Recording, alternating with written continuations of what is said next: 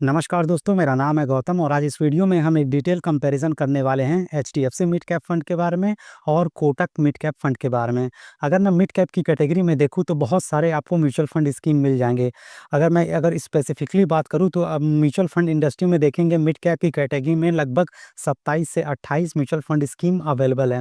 लेकिन अगर मैं टॉप 5 या टॉप 7 या टॉप 3 की बात करूँ तो इन दोनों फंड का नाम जरूर सामने आता है। तो इस वीडियो में हम एक डिटेल कंपैरिजन करेंगे इन दोनों फंड का और जानेंगे कि अगर कोई इंसान, चाहे वो नया निवेशक हो या फिर पहले से ही निवेश कर रहा हो और वह मिड कैप की कैटेगरी में एक और फंड ऐड करना चाहता हो, तो इन दोनों में से कौन-सा वह बेस्ट ऑप्शन हो सकता है उसके लिए।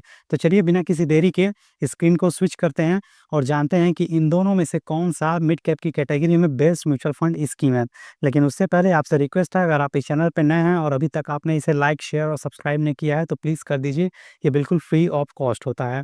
तो साइड में आपको स्क्रीन पे दिख रहा होगा, यहाँ पे कुछ पैरामीटर लिखे हुए हैं, जैसे कि प्लान, कैटेगरी, फंड का एज और फंड साइज़। यहीं से हम अपनी बात शुरू करेंगे, इसके बाद हम रिटर्न पे जाएँगे, उसके बाद हम कुछ इसके टेक्निकल रेशियो वगैरह को चेक करेंगे।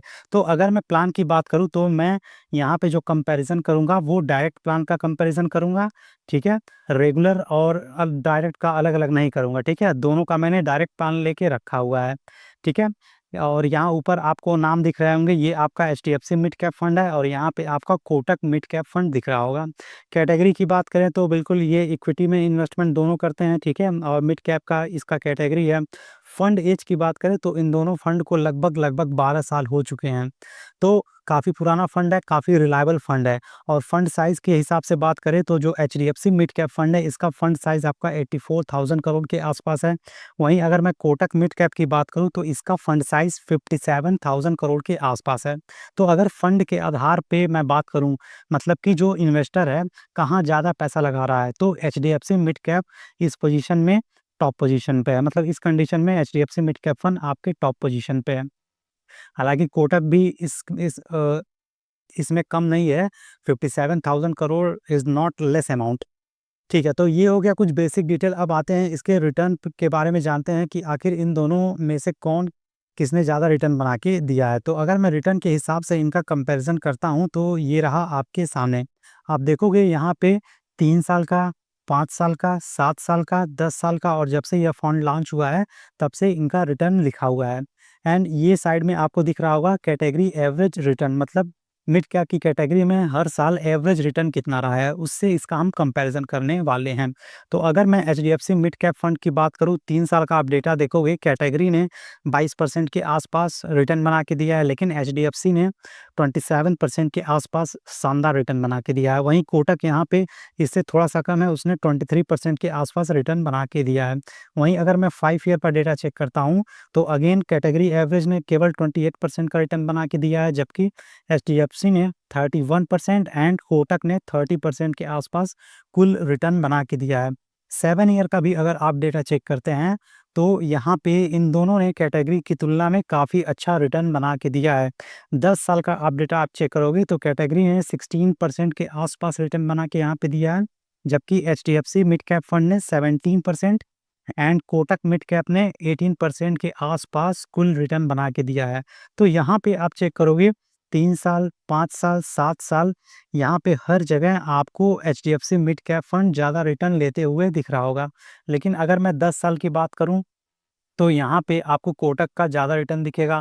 और अगर मैं ओवरऑल बात करता हूँ, मतलब जब से यह दोनों फंड लॉन्च हुए हैं तब से किसने कितना रिटर्न बना के दिया है, तो यहाँ पे अगेन आपका एचडीएफसी मिड कैप फंड 21.15% का रिटर्न दे रहा है एंड कोटक 21.07% का रिटर्न बना के दिया है।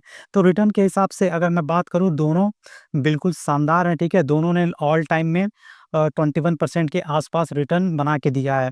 यहाँ पे आपको 0.15 और 0.07 दिख रहा है, तो ये बिल्कुल नेग्लिजिबल है, आप इसे इग्नोर कर सकते हैं।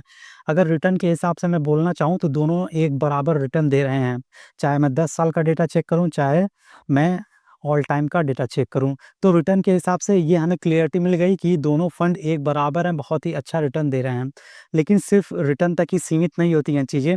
जो रिटर्न हमें मिल रहा है, हमें तो चेक करना है कि ये रिटर्न कितना रिस्क लेकर मिल रहा है। कहीं ऐसा तो नहीं है ना कि इन दोनों में से कोई ऐसा स्कीम है जो ज़्यादा रिटर्न लेके दे रहा है लेकिन ज़्यादा रिस्क भी ले रहा है। तो इसके लिए हम कुछ बेसिक जो रिस्क मेज़रमेंट होते हैं उनको चेक करेंगे। जैसे कि यहाँ पे आपको अल्फ़ा दिखेगा, बीटा दिखेगा, शार्प दिखेगा एंड स्टैंडर्ड डेविएशन दिखेगा। तो अगर मैं अल्फ़ा चेक करूँ, अल्फ़ा क्या बताता है हमें? अल्फ़ा बताता है कि कोई फंड अपने बेंचमार्क की तुलना में कितना ज़्यादा रिटर्न दे रहा है। तो बेंचमार्क की तुलना करें तो यहाँ पे 6.69% का बेंचमार्क रिटर्न बना के दे रहा है, लेकिन यहाँ पे ये दोनों फंड डाउन है। इनफैक्ट अगर मैं इन दोनों में बात करूँ तो कोटक आपका ज़्यादा डाउन दिख रहा है, जबकि एचडीएफसी मिड कैप फंड थोड़ा-सा एज लेते हुए यहाँ पे दिख रहा है। बीटा अगर हम देखें तो बीटा अगर 1% से कम है तो ज़्यादा अच्छा रहता है, तो बीटा यहाँ पे दोनों का शानदार है, 0.85% है, यहाँ पे 0.89% है।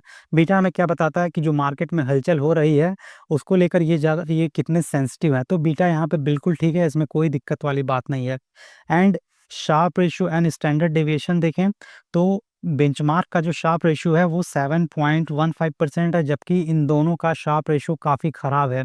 मतलब ये जो रिटर्न दे रहे हैं बहुत ज़्यादा रिस्क लेकर दे रहे हैं।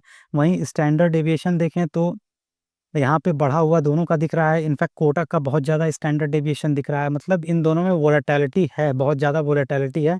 मार्केट में कुछ भी हलचल होती है, ज़रा-सा उथल-फुथल होता है। अगर इंडिया का volatility index ups and down होता है तो इन दोनों पे फ़र्क पड़ता है, कोटक पे ज़्यादा ही फ़र्क पड़ता है। तो इस हिसाब से यहाँ से थोड़ा-सा हम कंक्लूड कर सकते हैं कि ये जो रिटर्न आया था इसके पहले, मैं आपको दिखा दूँ। ये जो रिटर्न आपके सामने दिख रहा था, एचडीएफसी का जो रिटर्न आया है वो थोड़ा-सा कम रिस्क लेकर आया है, जबकि कोटक का जो रिटर्न है वो रिस्की अ, रि थोड़ा-सा ज़्यादा लेकर रिस्क आया है। तो रिस्क वाइज़ भी अगर बात करें तो एचडीएफसी यहाँ पे थोड़ा-सा एज लेते हुए दिख रहा है। बाकी अदर डेटा आपके सामने है, आप खुद इवैल्यूएट कर सकते हैं। तो अगर मैं रिस्क मेज़रमेंट के हिसाब से बात करूँ एंड जो रिटर्न है उसके हिसाब से बात करूँ तो मुझे उतना ज़्यादा दोनों में डिफ़रेंस नहीं दिख रहा है कि कुछ कोई ज़मीन-आसमान का अंतर हो दोनों स्कीम में। अभी तक जितना मैंने इसको एनालाइज़ किया है, इवैल्यूएट किया है, ये दोनों फंड बिल्कुल बराबर-बराबर चल रहे हैं। तो अगर आप इन दोनों में से किसी में भी निवेश करना चाहें तो आप निवेश कर सकते हैं, आप अपनी चॉइस के हिसाब से, दोनों लगभग इक्विवेलेंट ही हैं। अच्छा, ये तो हो गया रिटर्न के बारे में एंड रिस्क के बारे में। इसके अलावा अदर जो डेटा है कि कहाँ-कहाँ पे ये फंड इन्वेस्टमेंट करते हैं, तो वो भी आप यहाँ पे चेक कर लीजिए। मतलब कि एसेट एलोकेशन इसका कैसा है। तो एचडीएफसी का देखेंगे लार्ज कैप में 9.85% के आसपास है, जबकि कोटक का थोड़ा-सा यहाँ पे ज़्यादा है, 13.27% के आसपास यहाँ पे दिख रहा है। मतलब 2.5% के से ज़्यादा ये यहाँ पे लार्ज कैप फंड में इन्वेस्टमेंट कर रहा है। वहीं मिड कैप की बात करूँ तो 62% एग्ज़ैक्टली ये आपका एचडीएफसी का है। वहीं कोटक का 68.7% के आसपास है। वहीं स्मॉल कैप में जो एक्सपोज़र है एचडीएफसी का ज़्यादा दिख रहा है और कोटक का उसके कंपैरिज़न में थोड़ा-सा कम दिख रहा है। यही कारण है जो स्मॉल कैप यहाँ पे आपको एक्सपोज़र ज़्यादा दिख रहा है, तो इस वजह से जो ऑल टाइम में रिटर्न आया है एचडीएफसी का थोड़ा-सा आपको ज़्यादा आता हुआ दिख रहा है। एंड इसी वजह से इसका जो एचडीएफसी मिड कैप का अल्फा रेशियो भी थोड़ा-सा हायर साइड पे आपको दिख रहा है। तो ये तो हो गया एसेट एलोकेशन के बारे में कि लार्ज कैप में, मिड कैप में एंड स्मॉल कैप में ये दोनों फंड कितना-कितना इन्वेस्टमेंट करते हैं। आई होप यहाँ से अभी आपको क्लैरिटी मिल गई होगी बहुत ज़्यादा इन दोनों फंड के बारे में। अब एक और हम सेक्टोरल वाइज़ भी एक बार चेक कर लेते हैं कि किसी पर्टिकुलर सेक्टर में ये कैसे इन्वेस्टमेंट करते हैं। तो एचडीएफसी की बात करें, इसका इंक्लिनेशन ज़्यादातर फाइनेंशियल सेक्टर में है, देन 9.5% इसका सर्विस सेक्टर में है एंड हेल्थ केयर में आपका 10% के आसपास है। वहीं कोटक की बात करें तो टेक्नोलॉजी में 12% के आसपास है, हेल्थ केयर में 10% एंड कैपिटल गुड्स में 15% के आसपास है। तो अगर मैं ओवरऑल करके देखूँ तो यहाँ पे ये 22 और 9 21 हो रहा है एंड सॉरी 31 हो रहा है और ये हो गया लगभग 42% के आसपास। तो जो टोटल एसेट है उसका 42% लगभग एचडीएफसी इन 3 सेक्टर में इन्वेस्ट करता है। जबकि कोटक का मैं बात करूँ तो ये भी लगभग आपका 40 से लेके 40% के आसपास आ रहा है और ये कहाँ पे इन्वेस्ट करता है इन 3 सेक्टर में। तो सेक्टर वाइज़ भी अगर आप कंपैरिज़न करते हो तो यहाँ पे आपको कुछ समझ में आ जाएगा। देखिए, सेक्टर एलोकेशन या एसेट एलोकेशन ये हमारे हाथ में होता नहीं है। बेसिकली हमारे हाथ में तो कुछ भी नहीं होता है, रिटर्न भी नहीं होता है। हमारे हाथ में क्या होता है कि हम एक अच्छा फंड सेलेक्ट कर लें और सिस्टमैटिकली स्टेप अप करते हुए उसमें इन्वेस्टमेंट करें। हम केवल इतना ही कर सकते हैं, बाकी हमें फंड मैनेजर पे फेथ करना होगा, भरोसा करना होगा। तो यहाँ पे आप लोगों को पता होगा कि फाइनेंस सेक्टर की अगर हम बात करें तो एचडीएफसी हो गया, एक्सिस हो गया, इसके अलावा आईसीआईसीआई प्रूडेंशियल हो गया, ये सब फाइनेंशियल सेक्टर के टॉप स्टॉक हैं। तो इस वजह से यहाँ पे आपको रिटर्न भी ज़्यादा दिखेगा, इस वजह से मुझे लगता है कि जो फंड मैनेजर है यहाँ पे ज़्यादा एक्सपोज़र लेके बैठा हुआ है। हालाँकि सेक्टर वाइज़ ये सारी चीज़ें हेडेक फंड मैनेजर की है, तो उनका हेडेक उन्हीं के पास रहने दीजिए, इनसे हमें ज़्यादा मतलब नहीं है।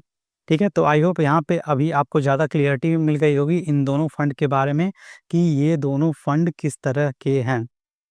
अब कुछ बेसिक डिटेल इन दोनों फंड के बारे में जान लेते हैं। जैसे कि एक्सपेंस रेशियो के हिसाब से बात करें तो अगेन यहाँ पे जो कोटक मिड कैप फंड है वो काफ़ी ज़्यादा अच्छा है, 0.37% है केवल इसका एक्सपेंस रेशियो, जबकि एचडीएफसी मिड कैप का आप बात करेंगे तो 0.74% का इसका एक्सपेंस रेशियो है, जो कि लगभग मुझे दोगुना दिख रहा है। तो अगर ये एक्सपेंस रेशियो मतलब कि जो खर्चा है वो आपको मैटर करता है, आपको उस मैटर करना चाहिए, तो इस हिसाब से यहाँ पे आपको कोटक ज़्यादा अच्छा दिखेगा। देखिए, रिटर्न इसका थोड़ा-सा ज़्यादा आ रहा है, तो एक्सपेंस रेशियो भी थोड़ा-सा ज़्यादा है और यहाँ पे जो कोटक का रिटर्न है, एचडीएफसी के कंपैरिज़न में लिटिल बिट कम है, लेकिन यहाँ पे एक्सपेंस रेशियो कम है। तो इस हिसाब से ये दोनों चीज़ें एक-दूसरे को बैलेंस आउट करती हैं और इन्वेस्टमेंट के हिसाब से हम बात करें तो दोनों लॉन्ग टर्म के लिए काफ़ी अच्छा फंड है, दोनों लगभग-लगभग बराबर ही हैं।